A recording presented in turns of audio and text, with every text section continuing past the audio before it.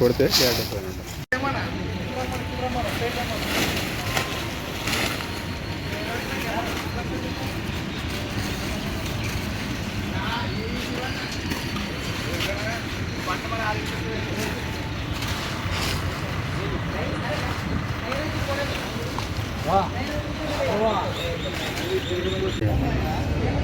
అందరికీ స్వాగతం. ఈరోజు మనం చూస్తున్నాం ఆదోని మున్సిపాలిటీ అధికారులు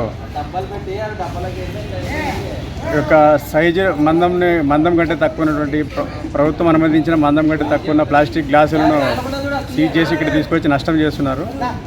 సో మంచిదే, ప్లాస్టిక్ రహిత సమాజం కోసం పాటుపడ్డాము. కాకపోతే మరి ప్రతిసారి చూస్తాం మనము, ఇది సుమారు 30,000 సరుకు ఉండొచ్చు. ఈ సరుకు 30,000 కావచ్చు, 50,000 కావచ్చు, ₹1,00,000 పైన సరుకు చూసినాము. ప్రతిసారి తీసుకొచ్చి నష్టపరచడం వల్ల ఎవరికి నష్టము? కేవలం రిటైలర్ దెబ్బతింటున్నారు తప్ప వ్యవస్థలు మార్పు రావడం లేదు. కాబట్టి ఆదోని మున్సిపల్ కమిషనర్ గారిని మేము ఒకటే కోరుకుంటున్నాము, MHPS తరఫున మీరు ఈ కవర్లు అమ్మే ఫస్ట్ రిటైలర్ మీద కేసు పెట్టండి. రిటైలర్ ఎక్కడి నుంచి కొన్నాడో హోల్సేలర్ మీద కేసు పెట్టండి.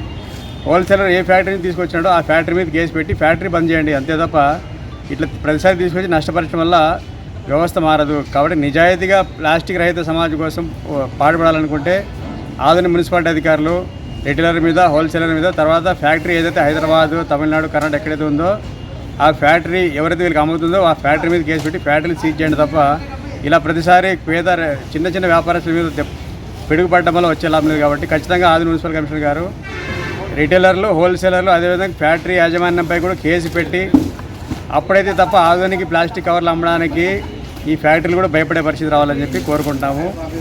ధన్యవాదాలు. నా పేరు నూర్ అహ్మద్, మైనారిటీ హక్కుల పరిరక్షణ సమితి రాష్ట్ర కార్యదర్శి.